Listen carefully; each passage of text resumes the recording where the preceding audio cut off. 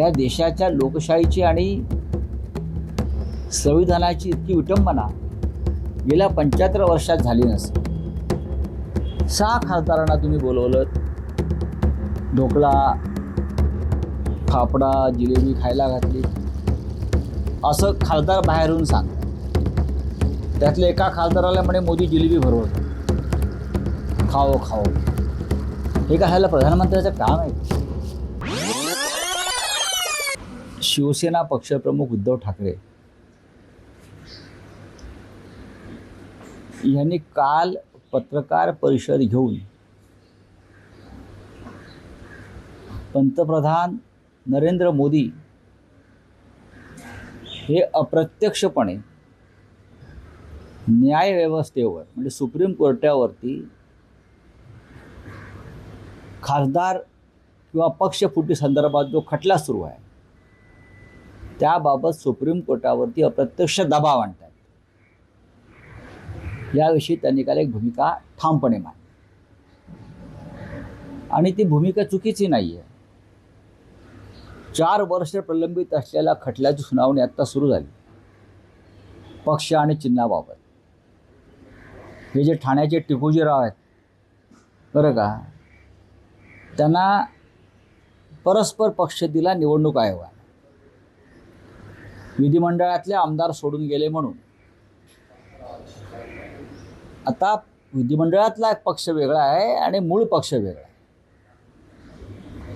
मूळ पक्षाचे प्रमुख हे शिवसेना पक्षप्रमुख उद्धव ठाकरे आहेत आणि तो पक्ष बाळासाहेब ठाकरेंनी माननीय उद्धव ठाकरे यांच्याकडे सोपवलेला आहे आणि आम्ही सगळे मूळ पक्षाबरोबर काम करतो. विधिमंडळातले 2-5 आमदार फुटले म्हणून पक्षाची मालकी एखादा ऐऱ्या गैऱ्याकडे कशी जाऊ शकते? तरी आमदार फोडले, आता खासदार फोडले आणि फुटलेले खासदार म्हणजे मी तर काल म्हणालो की देशाच्या प्रधानमंत्र्यांच्या निवासस्थानी केटरिंग सर्व्हिस उघडलेली आहे. गद्दाराने यावाने खाऊन जावं. तुम्हाला गद्दारांना जेवणावळी घालायला वेळ आहे. तृणमूलच्या, आम आदमी पार्टीच्या, शिवसेनेच्या. पण संसदेमध्ये 16 दिवस झाले विरोधी पक्ष तुम्ही येण्याची मागणी करतोय संसदेत, तिकडे तुम्ही येऊ शकत नाही.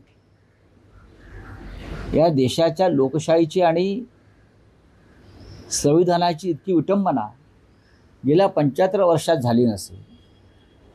6 खासदारांना तुम्ही बोलवलं, ढोकळा, फाफडा, जिलेबी खायला घातली असं खासदार बाहेरून सांगतात. त्यातल्या एका खासदाराला म्हणे मोदी जिलेबी भरवत होते, खाओ खाओ. हे काय ह्याला प्रधानमंत्र्याचं काम आहे का? तुम्ही गद्दारांना बोलवता ज्यांच्यावर खटला सुरू आहे अपात्रतेचा. तुम्ही न्यायालयाला एक दबाव टाकताय, बघा मी यांच्या पाठीशी आहे. पण संविधान नरेंद्र मोदीपेक्षा मोठं आहे, लक्षात घ्या. या देशाची घटना ही मोदींपेक्षा मोठी आहे आणि सुप्रीम कोर्टसुद्धा मोदींपेक्षा मोठं आहे. आम्हाला खात्री आहे ते निष्पक्ष न्याय देतील. आम्हाला संविधानानुसार न्याय पाहिजे, हे उद्धवजींचं म्हणणं बरोबर आहे. आम्हाला मेहरबानी नको आहे किंवा न्याय विकत नको आहे. हा पहिला विषय. दुसरा विषय तुम्ही काय सांगताय, काय शरद पवारांच्या पक्षाची आपल्याकडे आतली खबर. माझं आत्ता सुप्रियाताई सुळेंशी बोलणं झालं आणि ह्याच विषयावर बोलणं झालं. मी माहिती घेत होतो, त्यांनी माहिती दिली स्वतःहून. कुठेही संभ्रम नको महाविकास आघाडीत किंवा इंडिया ब्लॉकमध्ये. नरेंद्र मोदी आणि अमित शहा हे खासदारांनाच भेटत नाही आहेत, विरोधी पक्षांच्या संसदेमध्ये येत नाही. त्याच्यामुळे महाराष्ट्रातल्या अनेक खासदारांचे प्रश्न प्रलंबित आहेत.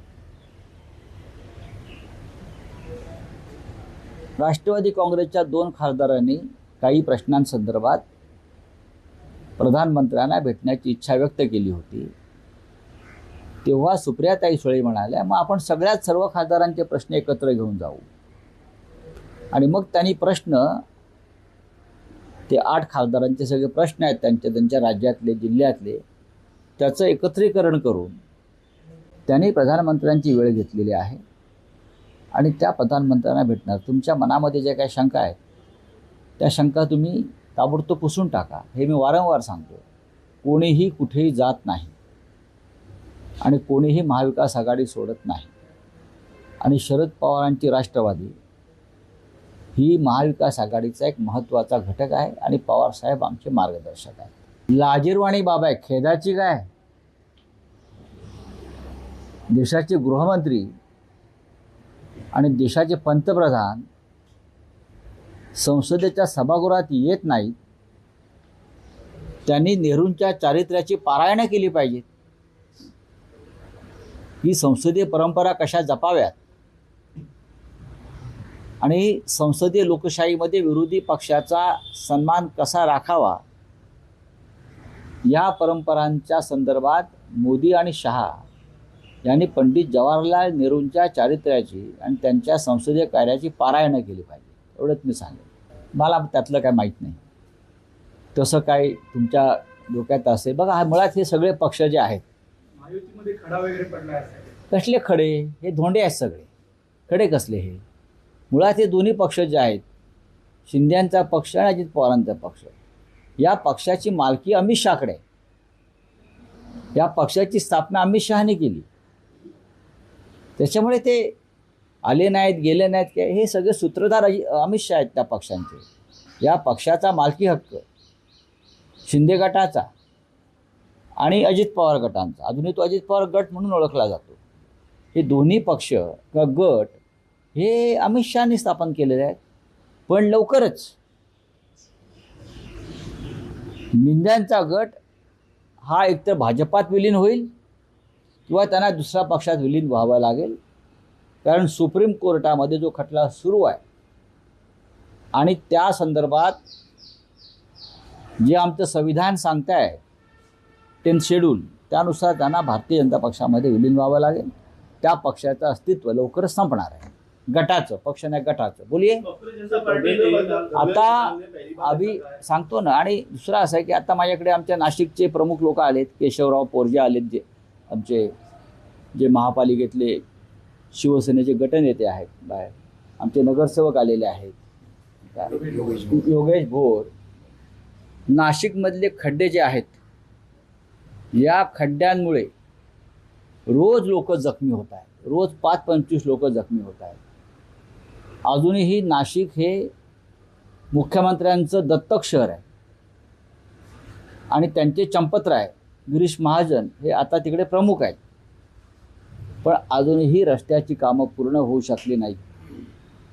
काल आमचे सगळे नगरसेवक केशव पोरजे यांच्या नेतृत्वाखाली सभागृहात गेले. हाताला बँडेज, डोक्याला बँडेज बांधून प्रातिनिधिक स्वरूपात की आता तरी प्रशासनाचं लक्ष जाऊ द्या आणि रस्त्यांचे खड्डे दुरुस्त करायचं काम करा. पण अजूनही सगळे रस्ते ना कसे पूर्ण रस्ते अजूनही काम व्यवस्थित खड्डे भरण्याचं किंवा रस्ते करण्याचं सुरू झालेलं नाही. आणि त्या संदर्भातलं एक मोठं आंदोलन लवकरच शिवसेना नाशिकमध्ये करणार आहे. ते आंदोलन इतकं मोठं असेल की महाराष्ट्रातले खड्डे त्या आंदोलनामुळे भरले जातील. मुख्यमंत्री, या राज्याचे मुख्यमंत्री देवेंद्र फडणवीस हे नाशिकसारखं शहर दत्तक घेतात. 2दा मुख्यमंत्री झाले. अजूनही ते त्यांचंच दत्तक विधान आहे. नाशिकला जातात, हेलिकॉप्टरने उतरतात, कधी विमानानं जातात. लोकांनी कसा प्रवास करायचा. लोकांनी मरायचं, खड्ड्यात पडून जखमी व्हायचं. हजारभर लोक गंभीर स्वरूपाचे जखमी झालेले. 4 लोकांचा मृत्यू झाला, 6 लोकांचा मृत्यू झाला. त्या सामन्यानं अग्रलेख पण लिहिला होता आम्ही. 6 लोक मृत्यू पावले, 5-6 जण कोमात आहेत. योगेश बरोबर ना. 5-6 जण कोमात आहेत. याचं गांभीर्य तुम्हाला नाही. राज्याच्या मुख्यमंत्र्यांना, राज्याच्या उपमुख्यमंत्र्यांना, त्या जिल्ह्याच्या पालकमंत्र्यांना फक्त ठेकेदारी सुरू आहे. आता कुंभमेळा आला, ठेकेदारीचीच कामं चालू आहेत ना. त्या साधू संतांनी खड्ड्यात पडायचं आहे का तिकडल्या? जे साधू संत, जे आखाडे येणार आहेत, शंकराचार्य येणार आहेत, त्यांना ते तुम्ही खड्ड्यातून प्रवास करायला लावणार आहात का? हिंदुत्व खड्ड्यात घालताय का? आणि त्यासाठी नाशिकचे सगळे प्रमुख लोक आता आले आणि दणका देणार आम्ही. हे आंदोलन सरकार विरोधी आहे, सरकारचा नाकारतेपणा विरुद्ध आहे. महापालिकेचे जे प्रशासन आहे, महापालिकेचे जे आयुक्त आहेत किंवा कुंभमेळा आयुक्त नवीन काहीतरी एक पद निर्माण झालं आहे, आणि मुख्य म्हणजे चंपतराय भाजपचे गिरीश महाजन, हे त्यांच्या विरुद्धचं आंदोलन आहे. नाशिकची कशी लूट केली, पैचा हिशोब आम्हाला मागावा लागेल. आता कुठे गेला पैसा?